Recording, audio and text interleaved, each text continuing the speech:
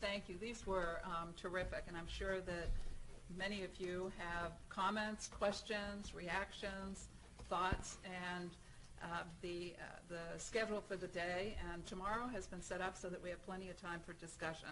So I'm happy to take questions. I ask that you, there must be mics that will come around, and I think Professor Pena is also on with us, and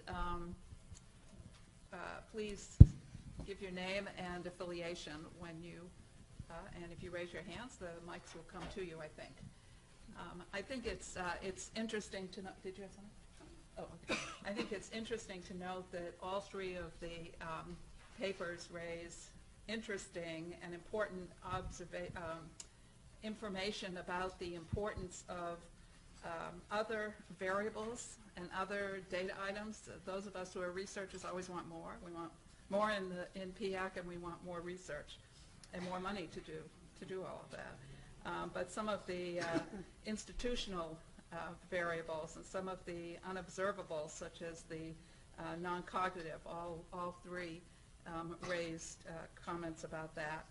And the importance of looking, as we're doing research and continuing to doing research, looking at the intricate relationships and explanations for variations across a lot of things, whether it's occupations or countries or gender or within education, and the difference between literacy and numeracy and what that means for sort of the workforce issues. So I turn it over to all of you. Okay, right here. Thank you. I'm Gail Spangenberg, Council for Advancement of Adult Literacy. Two of the papers seem to be at odds on a fundamental issue, and I sort of have a question, wonder if you could sort of talk about it a little. One says more literacy will increase wages for certain groups, earning capacity, and the other one says the opposite, it may not, and either earning capacity or reduce inequality. And I wonder if you could just sort of comment on that specific issue, literacy, and how and whether it will. I think all three of them may have something to say. I'm not sure that there is a particular conflict. What we found largely was that they do matter. I think they matter probably internationally as well, but they may not explain as much of the inequality as we might have expected. But those are two different indicators. One is the impact on individual earnings, and the other is the impact on inequality. Now, there is some, I mean, you have somewhat of a point. If that was all that mattered, then you would expect highly variable gaps in skills to lead to highly variable gaps in earnings. I haven't studied the other papers, so I think that may still be true. It's just that the amount of inequality related to other things is quite important. And even we said that even when you include the cognitive skills and the educational levels, it only accounts for about a third of the variability. So in that sense, there's some commonality. I don't know whether you want to. Yes, Anita, can you? Yeah, I'd like to add to that as well. I agree that it's actually two separate issues. And in my research, I mean, I have these first kind of stage research methods where I'm looking at the wage equations, actually in a way that's similar to the first paper. And I am finding that there's a return on skill that's consistent with the other paper and some other things in the literature as well. But recall that that's what's holding for the average worker, whereas for inequality, I'm actually studying the spread.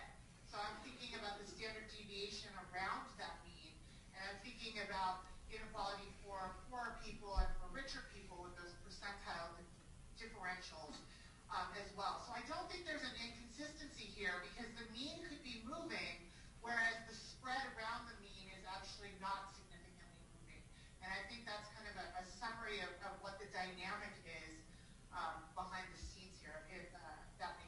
Could I just ask a clarifying question here?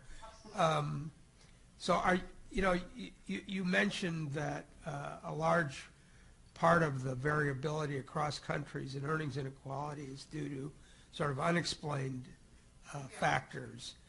But you didn't go into, even if it's a small portion of the variability in earnings inequality, whether these skill differences account for any. So that they do account for some, but I noted that, the lower bound for the unobservable, the effective unobservables was a contribution of about 66%. That was the low side. I think the average was right around 89% across the countries that I studied, and so that leaves 11% left over of the variability that's explained by observable factors, including skills and the returns to skill. So it's a minor contribution in comparison to this larger unobserved category. That said, the unobserved category, to the extent that, for example, different types of programs people participate in increases their skills, or increases perhaps skills that are not measured directly by PIAAC, so maybe increases their ability to engage based on non-cognitive skills, for example. That could be potentially being picked up in the unobserved factor, right? So there still could be contributions of kind of education programs and skill programs that are being captured in the unobservables because they're not being directly captured by the 3 skill measures in PIAAC. But the 3 measures plus the other factors are at most about 11% on average across the countries. And Danielle, if you could say something, because some of it could also be gender wage differences by occupation. Sure.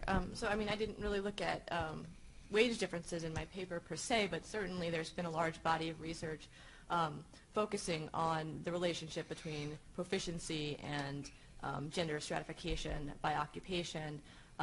What a lot of that research has found is that even net of proficiency, there still is going to be stratification by gender and occupation. So if you take a woman and a man who scored the same in the math SATs, the man is still much more likely to go into a kind of numeracy-rich job or kind of STEM occupation, as we would say. So there's certainly cultural factors driving that as well. We definitely can't discount the importance of culture, right? So we can control for all sorts of structural factors, but it's much harder to control for the influence of culture. And I feel like that's always important to point out, that we don't exist in a structural vacuum. There are also, cultural factors as well dragging us in different directions. One of the things that will help those of us who do research in the U.S. is to use PIAAC to try to disentangle a little bit some information from countries where you don't see the same kind of disparities and patterns that we might see if we're looking at all of the countries together. So PIAAC is certainly a welcome tool for us to use this. Scott Murray, I run a consulting company in Canada, and I've been down this road and wanted to share some of the anguish.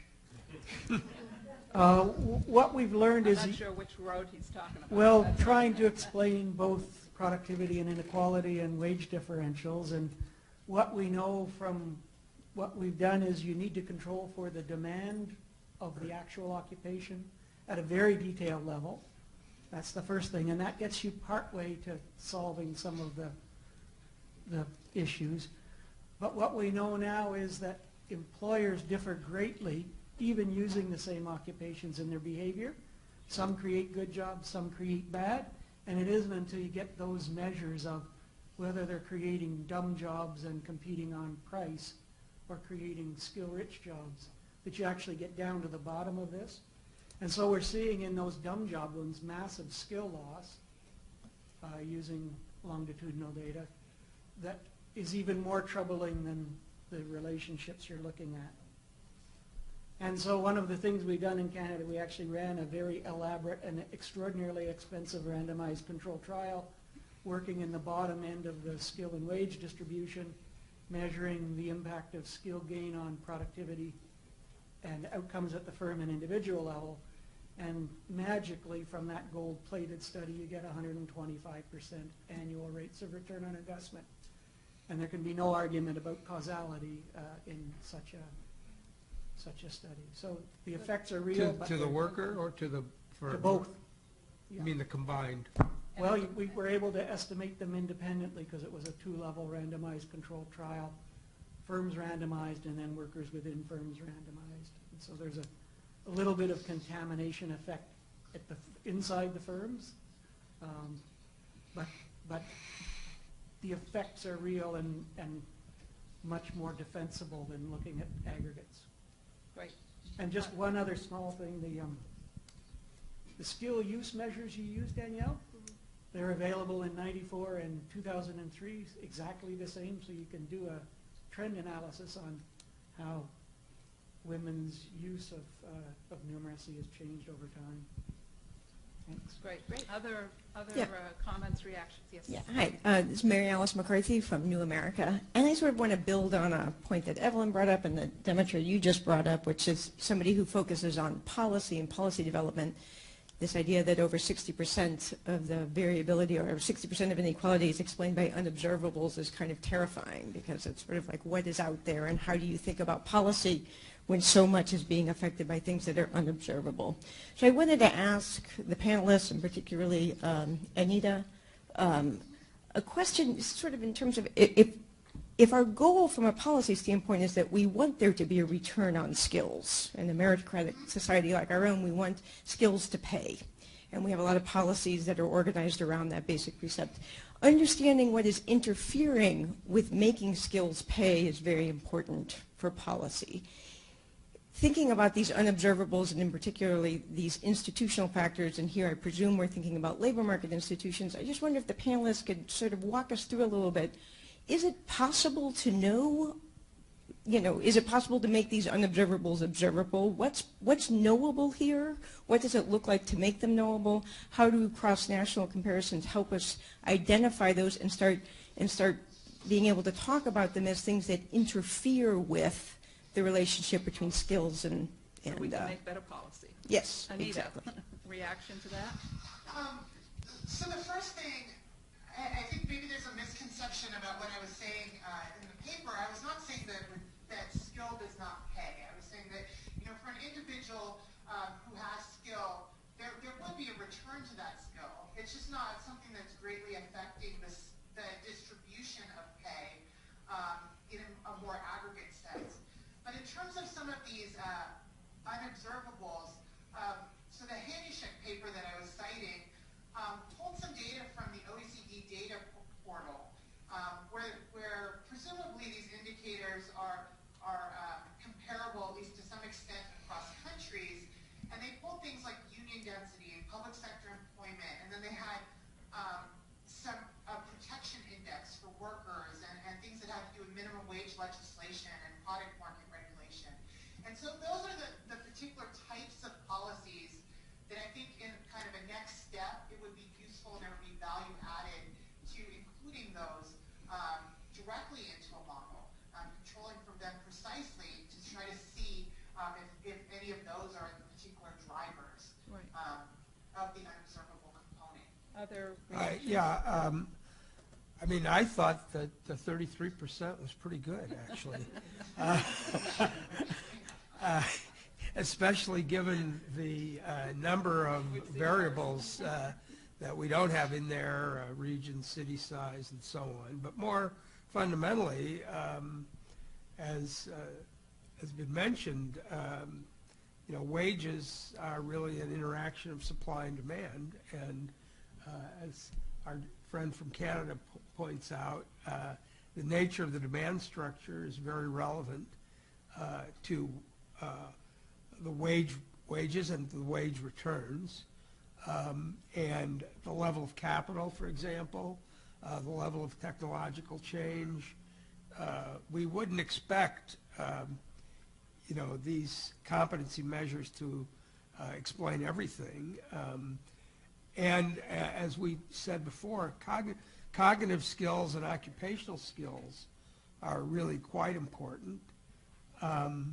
So there's a whole variety of things. I mean, there's even things like, is the job very difficult? Is it, is it dangerous? So that there are a whole number of things that we would expect above and beyond the gain from skills. I would say, one thing I meant to say during my talk, we sometimes in the United States say, we have the best trained workforce, or politicians sometimes say that. And they say, how much we deserve these higher wages. I mean, you look at these numbers, and it's not clear that we do. I mean, in a way, it's a wonder we do as well as we do, given the level of skills. We have. Well, I'm not running for office, and I'm not saying the American public is stupid. I didn't say that. But it is somewhat a wonder that we do as well as we do, given the lower skill levels. And it does show that we have some other things that are offsetting that that allow us to pay pretty good wages. Now, we also have high inequality, but in any event, I think it's a troubling thing that we haven't, and the fact that we haven't really made much progress. Want Danielle to enter. It's quite troubling. And any variables, Danielle, that you'd like to see us add in? Well, I still might run for office, so I might want to. There you go. But no, I mean, I was going to say I'm not an economist, but I know that in the United States, our economy, and I've learned from working with economists that there is an adaptation to the skills of the workforce that leads to the high productivity that we have in the U.S. And if we can up the skills overall, it will allow for more productive results. Well, I mean, especially if we have equality by gender, Danielle. I guess my roots as a cultural sociologist are showing a little bit here, because I do want to add, because culture, right? I mean, the great thing about a data set like PIAAC is that it provides us sort of the catalyst for a variety of other types of studies, including qualitative work about the importance of factors like soft skills, about disparities in confidence, disparities in the social networks that people have, which more and more we're finding is increasingly important. And these are things that we can get at, maybe not using this nationally representative large-scale survey, but using more qualitative studies like interviewing and focus groups and that sort of thing. So just to answer your question, just because those things are unobservable to us right now, it doesn't mean they'll forever remain this black box, right? We can bring them into focus at some point. So if I could just tie those three comments together a little bit, there are some of those variables that Anita mentioned that we can link in with the PIAAC, sometimes going to other databases, and maybe in the future PIAAC might have them integrated there as well. And the research that's being done from all three of these papers will help us to identify the types of unobservables that we may need additional exploratory research on, that eventually we can move into the quantification. Evelyn. Yeah, I didn't say it, but there are squabbles within the policy community that are totally unproductive between the education, skill, human capital type folks and people who are dealing with minimum wage, unionization, other factors. And we have to be careful with the papers that come out and the messaging that it's not one or the other. And that's what I tried to say at the very beginning, because each side will say, well, see, it's only 30%, and 2/3 is this, or the other way around. I mean, you can't solve all of these problems with one policy strategy, and you have to, work in all of those and build a larger coalition around rewarding work, but also increasing the skills of workers, and hopefully employers will come to the table at this point. They haven't for a long time, but maybe now is the time. No easy answer. Another comment here.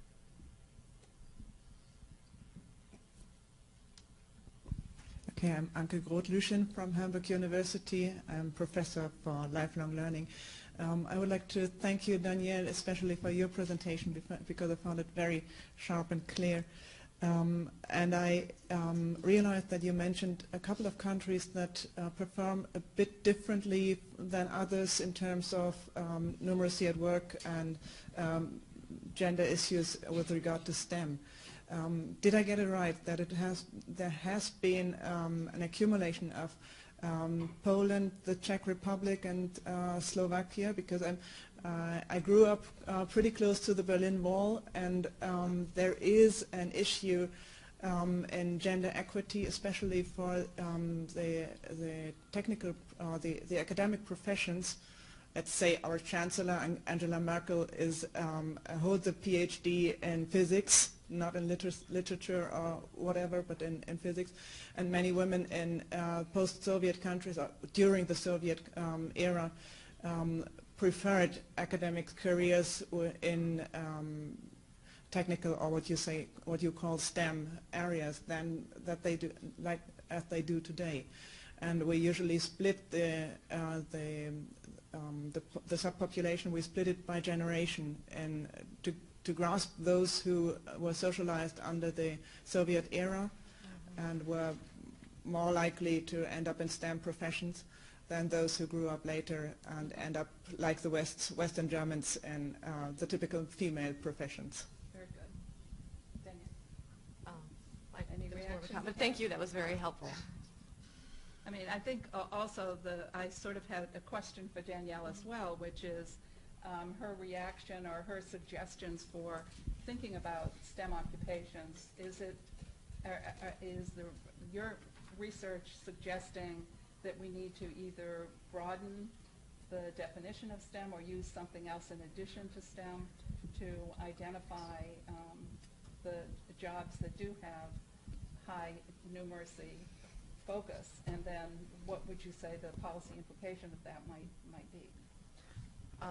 Right, so I mean, I think on some level that might be a semantic distinction, whether we call it STEM, whether we call it something else, but I certainly think we need to broaden the definition of whatever that is to encompass these other occupations that are not necessarily these high-level, high-skill, white-collar occupations, which is what much of the literature on STEM, or especially gender disparities in STEM, focuses on. It's the doctors, it's the physicists, right?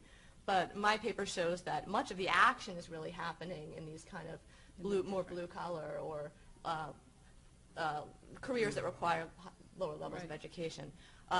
So I just really wanted to kind of shift the research focus over to that and say, hey, look what's happening here too, because this is really important. Very good. And a lot of people who are engaging in numeracy in their jobs are in these other types of professions. It's important to look at equity issues there too.